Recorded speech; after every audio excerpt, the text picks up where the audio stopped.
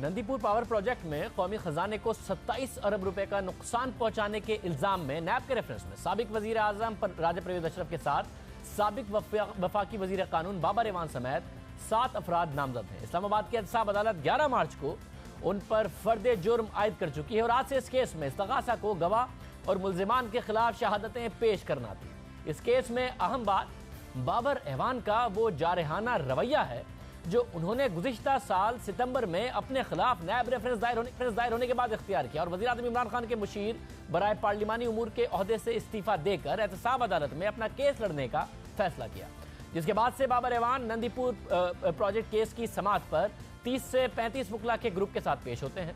उनके लिए judicial complex में ही नाश्ते का भी एहतमाम करते हैं। आज भी एहतसाब अदालत में नंदीपुर केस की समाअत के मौके पर बाबर एवान वकला के ग्रुप के साथ पेश हुए और उनके लिए नाश्ते का भी एहतमाम किया गया, जबकि समाअत के दौरान बाबर एवान का अंदाज जारहाना रहा। उनकी नैब प्रोसिक्यूटर इस्तगासा के गवाह के साथ गर्मा गर्मी भी हुई। अहम बात यह है कि बाबर एवान के साथ आए उनके मुंशी और वकला के ग्रुप में शामिल भी नैब प्रोसिक्यूटर से बदतमीजी की, जिस पर एहतसाब अदालत के जज को मुदाखलत करना पड़ी। आज एहतसाब अदालत के जज अरशद मलिक ने नंदीपुर रेफरेंस की समाअत का आगाज किया तो पीपल्स पार्टी के दौर में वफाकी वजीर कानून रहने वाले बाबर एवान और इस्तगासा के गवाह मोहम्मद नईम पेश हुए। नैब प्रोसिक्यूटर ने दौरान समाअत दरख्वास्त की कि रिकॉर्ड इकट्ठा करना है, इसलिए अदालत कुछ वक्त दे दे। इस मौके पर इस्तगासा के गवाह मोहम्मद नईम ने भी अदालत को बताया कि मुजफ्फरगढ़ से भी रिकॉर्ड लाना है, इसलिए मोहलत दी जाए। इस्तगासा के गवाह की दरख्वास्त पर बाबर एवान ने कहा कि यह सैलाब का केस नहीं है कि रिकॉर्ड मुजफ्फरगढ़ में हो। इस्तगासा ने गवाह पेश करने के लिए 3 दिन मांगे थे और अदालत पहले ही 6 दिन दे चुकी है। ताहम वजारत तवानाई के सेक्शन अफसर और इस्तगासा के गवाह मोहम्मद नईम ने बयान रिकॉर्ड कराने के लिए 10 दिन की मोहलत मांगी, जिस पर बाबर एवान की नैब प्रोसिक्यूटर और इस्तगासा के गवाह से तल्ख कलामी हुई। बाबर एवान ने कहा कि उनके पास गवाही देने के लिए कुछ नहीं है। जवाब में इस्तगासा के गवाह मोहम्मद नईम ने कहा कि सर, मैं आपके खिलाफ गवाह नहीं हूँ, मैं तो रिकॉर्ड का कस्टोडियन हूँ। जिस पर बाबर एवान ने कहा कि मैं आपसे नहीं कह रहा, आप मुझसे नहीं अदालत से मुखातिब हो।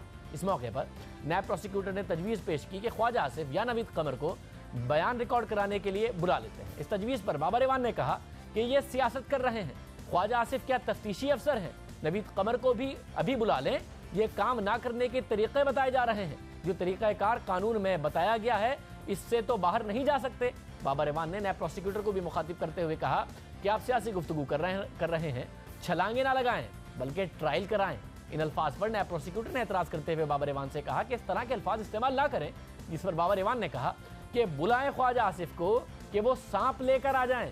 ख्वाजा आसिफ नैब का मुल्जिम है और नवीद कमर नैब का कैदी रहा है। बाबर एवान के जारहाना अंदाज पर नैब प्रोसिक्यूटर ने कहा कि बाबर एवान साहिब, जिस तरह आप बोल रहे हैं ये जलसा नहीं हो रहा।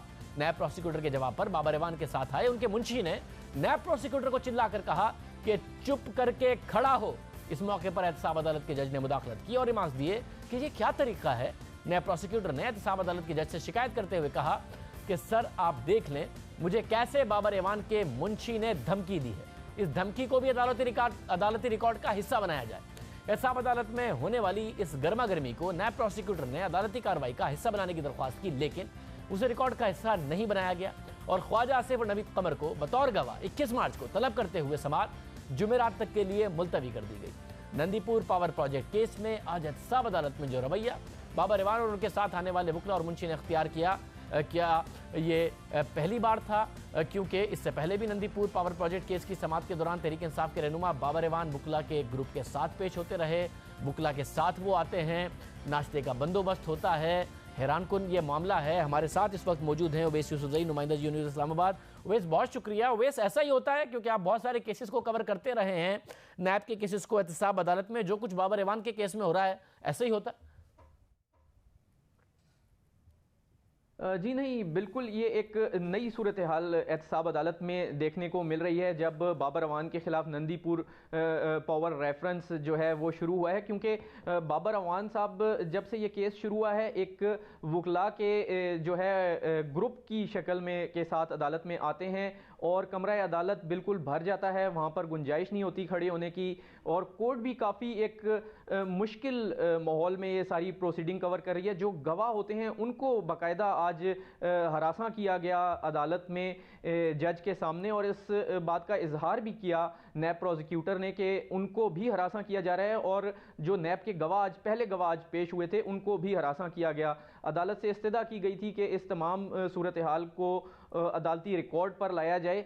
लेकिन ये एक दिलचस्प अमर है कि जो नवाज शरीफ के खिलाफ रेफरेंसेस थे उसमें सूरत हाल बिल्कुल यकसर मुख्तलिफ होती थी। कोर्ट जो है सिर्फ 10 वकला को आने की इजाज़त देती थी, और वो 10 वकला भी उस वक्त आते थे जब वो पहले से अपने नाम रजिस्ट्रार ऑफिस से क्लियर कराते थे। उनकी लिस्ट गेट पे दी जाती थी और सिर्फ उन लोगों को कमरा अदालत में आने की इजाज़त होती थी। और इसके साथ ही साथ जब केस चल रहा होता था और कोर्ट गवाहों के बयान रिकॉर्ड कर रही होती थी, तो उस वक्त अगर कोई मुस्लिम लीगी रहनुमा कोर्ट में नवाज शरीफ से हाथ मिलाए या बात करे तो कोर्ट सख्त नागवारी का ऐसा जो है वो इजहार करती थी, और मुतअद्दिद बार जो है लीगी रहनुमाओं को झाड़ भी पिलाई गई, कमरा अदालत से भी निकाला गया। एक मरतबा च्युइंगम चबवाने पर जो है काफ़ी सुबकी का सामना करना पड़ा था मुशाहिद हुसैन सैयद को।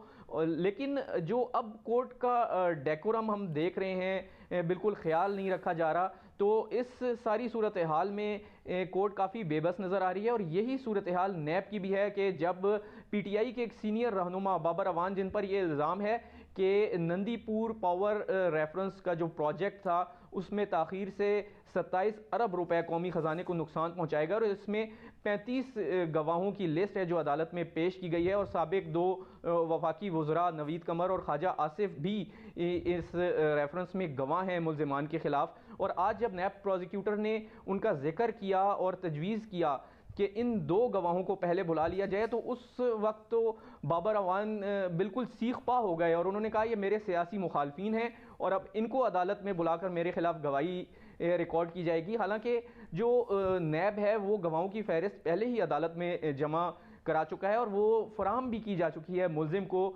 ये मुल्जिम हैं बाबर अवान इस रेफरेंस में, और उन्हें तहम्मुल का मुजाहरा करना चाहिए, कोर्ट की कार्रवाई देखनी चाहिए। अभी तो फ़र्द जुर्म आयद होने के बाद शहादतों का आगाज़ हुआ है, जब गवाहान अपना बयान रिकॉर्ड करा चुकेंगे तो उसके बाद जिरा का मरहला आएगा। अभी तो ये बहुत जो एग्रेशन शो की जा रही है समझ से बालत है। बहुत शुक्रिया। इस हवाले से तफसीलात बता रहे थे। अदालत का ये माहौल है, किस तरीके से ग्रुप की सूरत में आते हैं, क्या रवैया बाबर अवान का होता है और कैसे माजी में ये सब कुछ मुख्तलिफ